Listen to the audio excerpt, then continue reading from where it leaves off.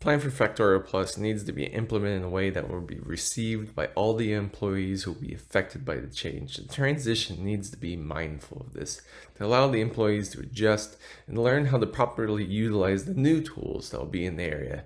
This will ensure that the plan is established correctly and all the employees are using it to the standards it was meant for. This also allows for the original plans of what Factorial Plus wanted out of this plan that originally started, where they wanted to increase in their sales, and they also wanted to understand better how locations affected product sales. The plan is going to be as shown above. First, it'll come in with the big data, which is the first step, which is where all the sources of data will be found, as shown, where there will be the main scan data, which was originally part of the plan, then online customer reviews and competitor product reviews, which will be all extracted in the ETL process. And within that process, it'll take all the data, it'll extract it, transform it, load it, and it'll go through the steps that have been explained before, but this is to ensure that it take all the data and organize it in a fashion to set up in the database that it can be utilized better for later. And then once it gets to the analysis stage, the data is now set up in the database in the star schema, and it can be then transitioned into the data marts using the tools and so forth that I've labeled above, that then can be used by the BI tools that will be then transitioned into the reports. And as long as everything is transitioned essentially as the way it's meant and intended to, then the most accurate reports to be able to detail exactly what Factorial Plus has wanted.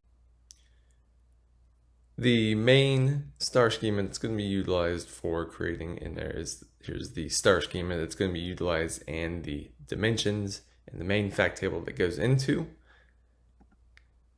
This is the projection of how the plan will be implemented on a scale of what's normally looked at as would be used. And here's the main steps that are going to be taken for implementing the EDM plan throughout for transitioning. Starting with, of course, the planning, moving to business requirements, the dimension model, putting in the ETL design, and then the deployment of everything together as the tools and the structure has already been selected and will be set up along in the signified areas, such as dimension modeling will be where everything involving database and ETL will then kind of coincide, but to make everything run smooth as moving into the deployment step. Staffing will be handled mostly for moving around current employees and personnel to sections that they already are comfortable or are capable of being done. The main areas that be focused is business and IT. The main things in the business will be the business sponsor, driver, lead, and users, and these can all be instructed in their roles and guided to be brought out the best for what they'll need to be done. On the IT side, they'll need to be instructed on, depending on for the database administrator, data architect, and metadata coordinator, ETL architect, and ETL developer can be the same person. If they don't have one currently that is comfortable within adapting to the new standards, then we can always hire a new person or hire someone within training to train the current employee to then be up to standards for what is needed. And that should help with everything. And then there's the person that can be from anywhere, and that's the business analyst and BI application designer, which should be the same person or same people, as they're going to be the ones grabbing the data and then analyzing it with the reports. The cost will be manageable for what is gained from it. The services and tools consist of the Redshift, which is going to be about $360 per month, the AWS S3, which is the data lake, that's going to be about $230 a month. The ER Studios, which will be $920 per user, since the ETL architect is going to be just one person, preferably. That'll cut down cost. If needed, it could up it to more if we need more data modelers or more for the ETL pipeline restructuring and so forth. SAP Data Services is a one-time fee of $1,000. And then the training is roughly going to be about $60,000 for 3 months of training.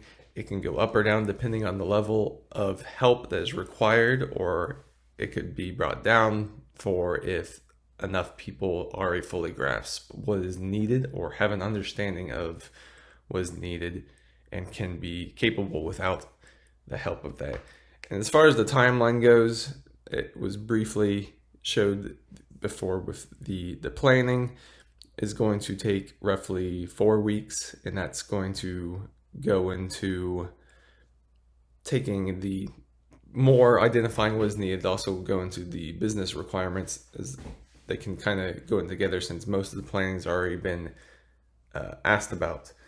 And then the next step would be implementing the dimensional model, which will take about 4 weeks, and this will help with the database organization. The ETL will be set up to move data into the database accurately, and that'll be done about the same time roughly, because the ETL person and the person implementing all the things in the database is going to be the same person, so they'll fully understand the concepts of what they need to have for extracting the data to be moving into the database, but they're going to set up the database initially so that the ETL structure will be able to go directly to the database after the database is ready and fully able to accept all that implementation. Then the training will occur, and that'll take roughly 12 weeks. And how that'll work will be initially the main training group will be running everything, and then they will move it, and then others will come and shadow them. The shadowing group, which is the permanent personnel, will then learn from everything they can from them, and then kind of reverse swap, where they will then take over. The training people will be there kind of hands off, and then slowly weed out the training personnel and have the permanent employees be able to handle all of what's needed throughout the whole EDM. The benefits, the thing that's most wanted out of this whole EDM for Factorial Plus, first and foremost, is increase in profits.